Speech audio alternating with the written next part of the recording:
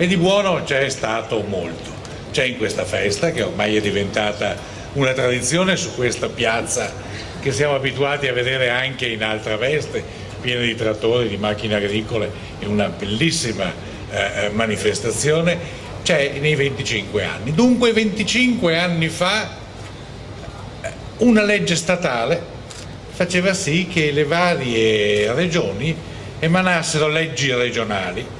Quella del Veneto fu ottima, evidentemente. Non c'ero io a farla, non ero ancora presidente della regione, ma questo vuol dire che anche prima si facevano buone leggi, e il Veneto seppe cogliere quell'occasione per darsi una struttura.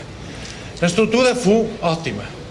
Il servizio di protezione civile del Veneto è giudicato unanimemente uno dei meglio organizzati, io ovviamente dico il meglio organizzato, ma è certamente fra i primi d'Italia, e quindi la regione del Veneto legiferò presto, fra le primissime, e legiferò bene.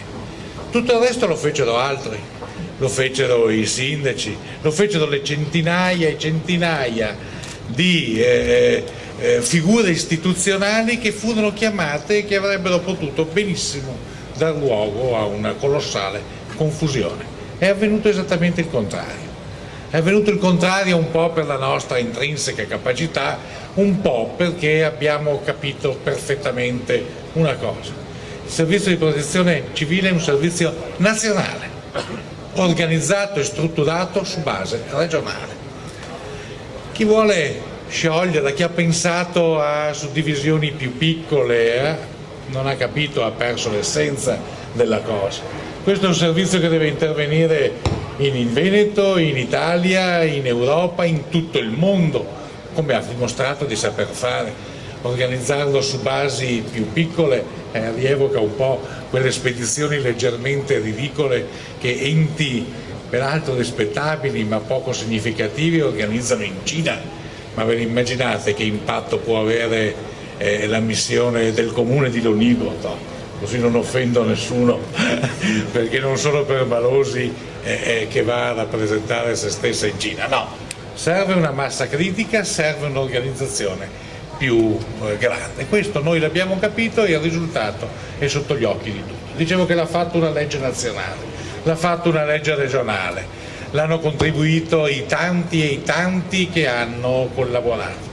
Ma non ci sarebbe stato nulla di tutto questo se non ci fosse stata la tradizionale generosità dei veneti, se non ci fosse stato lo spirito di sacrificio, la voglia di dare qualcosa, la voglia di contribuire e non il piagnisteo a quale troppo spesso siamo abituati, e cioè la capacità soltanto di chiedere qualcosa.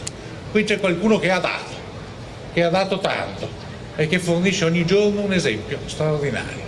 Ecco, tutto questo non dimentichiamocelo e riempiamoci di orgoglio per quello che avete saputo fare.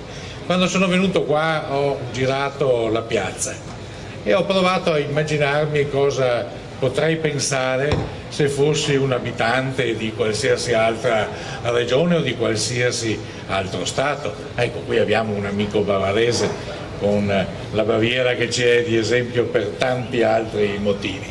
Cosa poteva pensare? Girava e vedeva automezzi disposti alla perfezione, in buono stato di manutenzione, vedeva una cura anche personale del bene pubblico che è affidato a voi. Insomma, anche solo alla vista facevate una splendida impressione. Ecco, siccome questo è unito non soltanto alla sensazione, non soltanto alla visuale, confortata anche dalle vostre divise, insomma è bello vedere ordine, pulizia, non ci sono macchie, non ci sono sdruciture, c'è un ordine, c'è una pulizia che ci riempie d'orgoglio anche nella stessa vostra divisa. Ma insomma, tutto questo è straordinario. Se poi lo si unisce a quello che abbiamo dimostrato di saper fare, c'è per davvero un motivo di orgoglio profondo, che è in fondo quell'orgoglio che abbiamo noi veneti per quello che siamo diventati, per quello che abbiamo saputo fare in questi 50 anni da meridione d'Italia, da regione fra le più povere d'Italia, fra le più misere, dedita all'immigrazione, a quello che siamo oggi e che si rispecchia anche oggi nelle vostre divise, nei nostri automezzi, ma soprattutto nei vostri occhi e nei vostri volti.